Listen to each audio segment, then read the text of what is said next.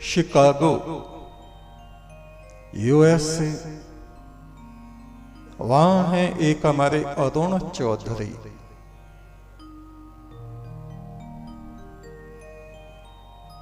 वो कहते हैं गुरु महाराज मैं हमेशा आपका लाइव देखता हूं, प्रातःकाल में टीवी पर जो वचन आते हैं सत्संग चैनल में उनको भी देखता हूं। आपका हस्तलिखित संदेश रोज मुझे प्राप्त होता है, पढ़ते ही आत्मा शांत हो जाती है, गदगद हो जाती है। 1 मिनट का आपका वीडियो भी सुनता हूं, क्या बात है, 30 सेकंड 40 सेकंड में उस वाणी में आप ऐसा ब्रह्म अमृत भर देते हैं कि बस ऋषि मुनियों का पूरा भारतवर्ष आर्यावर्त मेरी आंखों के सामने घूमता रहता है। और कभी भी मुझे ऐसा नहीं लगता कि मैं अपने देश देवभूमि से कहीं अलग हूं।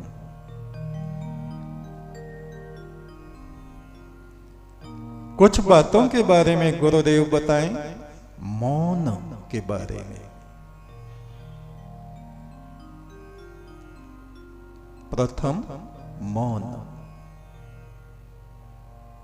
रात दिन हम बोलते रहते हैं, बड़बड़ करते रहते हैं, बहुत ज्यादा हमारी शक्ति एनर्जी आत्मिक शक्ति बोलने के द्वारा नष्ट होती रहती है।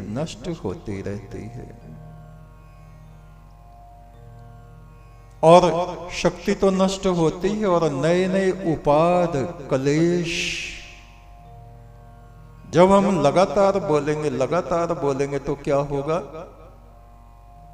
उल्टे सीधे वचन भी बोलेंगे, झूठ वचन भी बोलेंगे, दूसरों की बुराई दोष प्रकट करने वाले वचन भी बोलेंगे। वो ऐसा है, तुम्हें पता नहीं, अभी पता नहीं था और फिर थोड़ी देर में उसको बता देंगे कि वो तो तुम्हें ऐसा कह रहा था, और झगड़ा तैयार।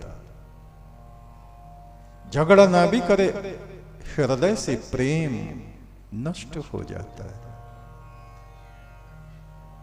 साधना के क्षेत्र में मौन और अर्धमौन,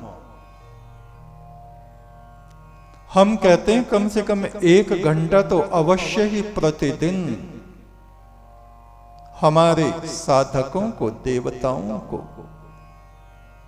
देवपुत्रों को अवश्य मौन रहना चाहिए। अपनी सुविधा के अनुसार वो समय आप चुन सकते हैं। सूर्य उदय होते ही हम बोलना शुरू कर देते हैं, बड़बड़ करना शुरू कर देते हैं, रात भर कुत्ते भौंकते रहते हैं, पंछी परिंदे बोलते रहते हैं, लेकिन वो मौन भी होते हैं। मौन के समय हमारे भीतर, हमारे अंतःस्थल में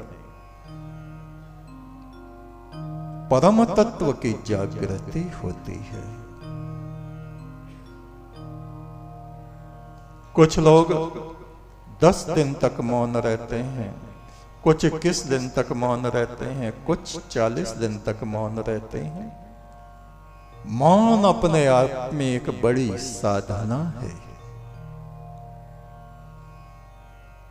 तो हम आपसे कहेंगे 1 घंटा मौन रहे,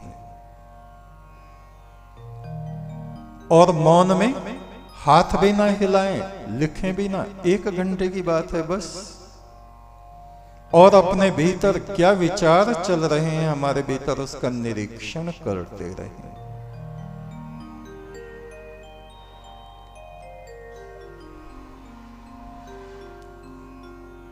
इन्होंने दूसरी बात पूछी है, ध्यान के विषय में बताइए।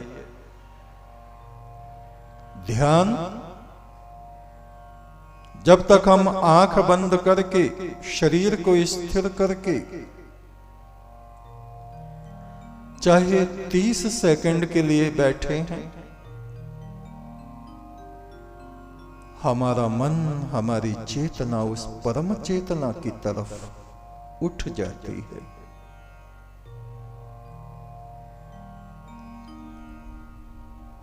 और बाकी पूरे समय कभी ध्यान इधर जाता है, कभी उधर जाता है, कभी उधर जाता है।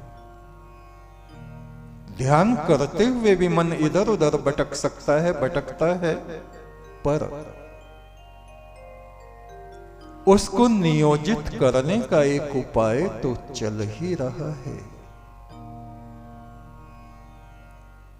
ध्यान कैसे करें? जैसे हम प्रतिदिन कराते हैं आपको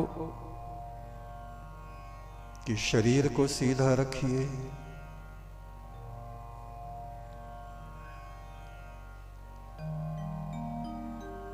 अंगूठे और तर्जनी को मिला के रखिए, ये ध्यान मुद्रा। नेत्रों को बंद कीजिए। नेत्र अगर खुले रहेंगे तो हमारे आंखों से बहुत ऊर्जा का प्रवाह बहता रहता है, हर समय बहता रहता है।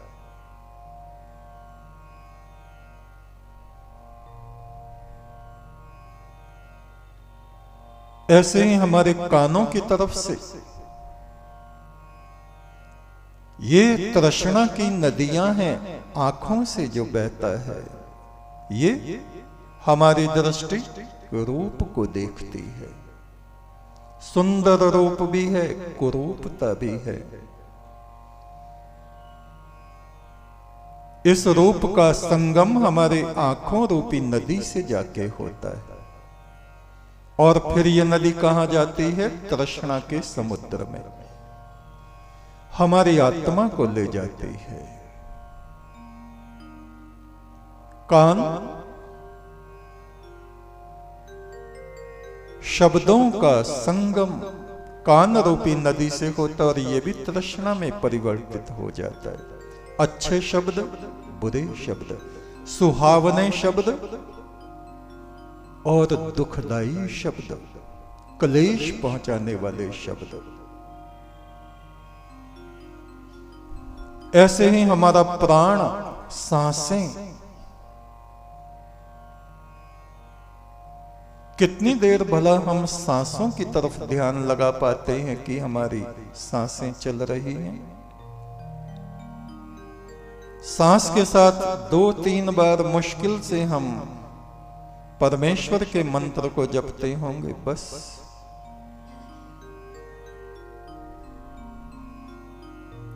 ये प्राण रूपी नदी है।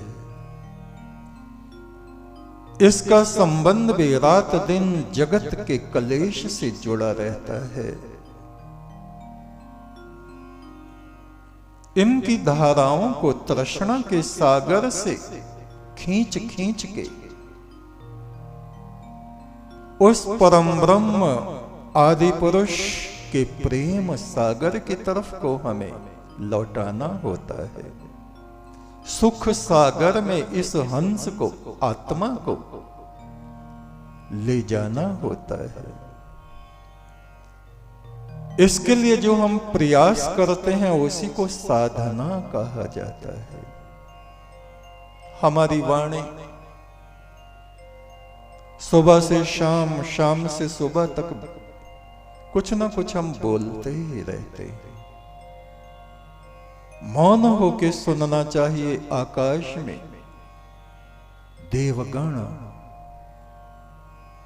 उस ज्योति पुरुष परमात्मा की स्तुति का गायन कर रहे हैं। साम वेद की ऋचाओं से अमृत बूंदें झड़ रही हैं। ये हमारी रसना, जिह्वा, स्वाद को लेने वाले, ये भी तृष्णा के समुद्र में नदी बनकर प्रवेश करती है। आज तो बड़ा अच्छा खाने को मिला, आज ओहो कढ़ी में मिर्च बहुत थी, स्वाद खट्टा, मीठा, नमका, और नमक में भी तोरी है तो स्वाद अलग, करेले हैं तो स्वाद अलग, केले की सब्जी है तो स्वाद अलग, दाल है तो स्वाद अलग। कहने को नमक है पर स्वाद अलग अलग अलग अलग। फल, खरबूजा है तो स्वाद अलग, अमरूद है तो स्वाद अलग, पका हुआ केला है तो स्वाद अलग, अनार है तो स्वाद अलग। कितने स्वाद में हमारी चेतना जगह जगह जगह जगह बटी हुई रहती है। ये भी नदी है जो हमें तृष्णा में ले जाके स्थापित कर देती। और इनसे सबसे बड़ी तृष्णा क्या है? हमारा चिंतन, हमारा मन, हमारे विचार। आप ध्यान दीजिए ये विचार कैसे कैसे उठते हैं। अच्छे विचार, बुरे विचार, शुद्ध विचार, अशुद्ध विचार, ईश्वरीय विचार, सांसारिक विचार, तरह तरह के विचार। विचारों की, चिंतन की ये नदी जब उस परम ब्रह्म में जाकर के शांत होने लगती है, तब समझो सुख सागर में पहुंच जाते हैं हम। दो तीन बातें हमने बताई हैं। प्रथम, मौन रहने का क्या लाभ है? प्रतिदिन हमें कम से कम 1 घंटा मौन रहना चाहिए। और अर्ध मौन यह है कि अधिक से अधिक मौन रहें। बहुत ज्यादा जरूरी है तभी बोलें। कोई हमसे पूछता है कुछ तो उत्तर दे दें, और वो भी बड़ी शांति के साथ, उल्टे शब्दों में नहीं, उलट बाणी में नहीं। कोई पूछ रहा है सीधी बात और हम घुमा फिरा के उल्टा उल्टा बोल रहे हैं, नहीं। मौन। दूसरा है ध्यान। ये जो तृष्णा है ये हमारे ध्यान को भटकाती रहती है। कभी कान, कभी आंखें, कभी जिह्वा, कभी विचार। इन नदियों को भी हमें सुख सागर, सुख स्वरूप, अति सुंदर, इंद्रम युवा सखा, उसकी तरफ को, अपनी चेतना की नदी को हमें मोड़ना होता है ध्यान के द्वारा। फिर इन्होंने पूछा है उपवास। एक साधक के लिए प्रतिदिन उपवास आवश्यक है, और जो ऐसा नहीं करते वो अपने जीवन को बीमारियों की तरफ ले जाते हैं। साधना में उपवास का विशेष महत्व है। एक साधक आहार पर उसको संयम होना चाहिए।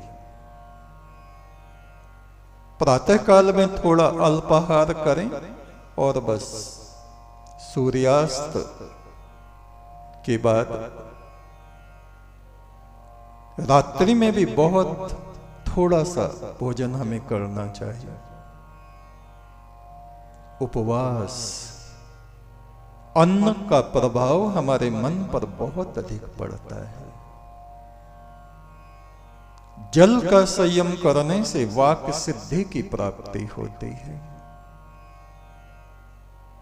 मौन, ध्यान, उपवास और हास्य। एक ये पूछते हैं अरुण, हास्य के बारे में बताएं। आदमी मुंह लटका के बैठा रहे वो अच्छा नहीं।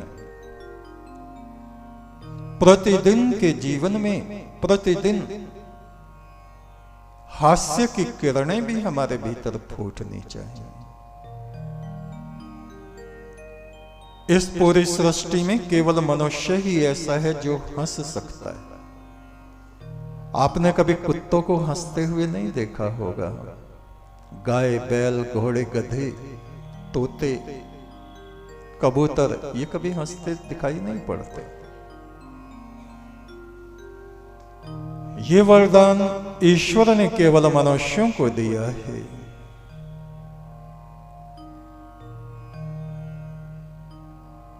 चाहे चुटकुले सुने, दिन में 1-2 बार खूब खुल के हमें हंसना चाहिए। जैसे हमारे शरीर में विजातीय द्रव टॉक्सिल्स जमा रहते हैं, ऐसे ही हमारे दिमाग में कूड़ा कचरा, अवसाद, विषाद जमा हो जाता है। और हंसी उस कूड़े कबाड़ को ऐसे उड़ा देती है जैसे तीव्र हवा के झोंके बादल को तितर बितर कर देते हैं। प्रतिदिन हास्य भी बहुत आवश्यक है। आगे वो कहते हैं, गुरु महाराज मंत्र जाप के विषय में बताइए। प्रतिदिन नियम से हमें मंत्र जाप माला के द्वारा करते हैं। इससे हमें पता चलता है कि 1 माला हो गई या 2 हो गई। जप करने से हमारे कषाय क्षीण होते हैं। कषाय क्या? पिछले जन्मों के पाप और वर्तमान के पाप जप करने से नष्ट होते हैं। साधना के विषय में दिन में पूर्णिमा है या अमावस्या है, ज्योतिष के बारे में एक साधक को कैसे ज्ञान रखना चाहिए, यह भी बहुत महत्व की बात है। पूर्णिमा है तो आप देखिए समुद्र में उबाल आ रहा है, ज्वार भाटा आ रहा है। हम मनुष्यों के रक्त में भी ज्वार उछाल आता है और उसमें क्या होता है? उद्वेग, लड़ाई, नाराजगी, झगड़े, तू मैं और बीमारियां। अचानक से बीमारी प्रकट हो जाती है पूर्णिमा के आसपास, और बहुत सौ को तो पागलपन जैसी स्थिति हो जाती है। पूर्णिमा और पूर्णिमा के आगे पीछे के दिनों में हमें सावधान रहना चाहिए। इसलिए हमारे पूर्वज कहते हैं पूर्णमासी में पूजा पाठ करो और कुछ मत करो। और अमावस्या में भी, अमावस्या में स्थिति शांत होती है, किंतु अगर भयंकर हो गई तो वो मृत्यु तक ले जाती है। ये विज्ञान है, ज्योतिष, अंधविश्वास नहीं। वेद के 6 अंग में एक अंग ज्योतिष है।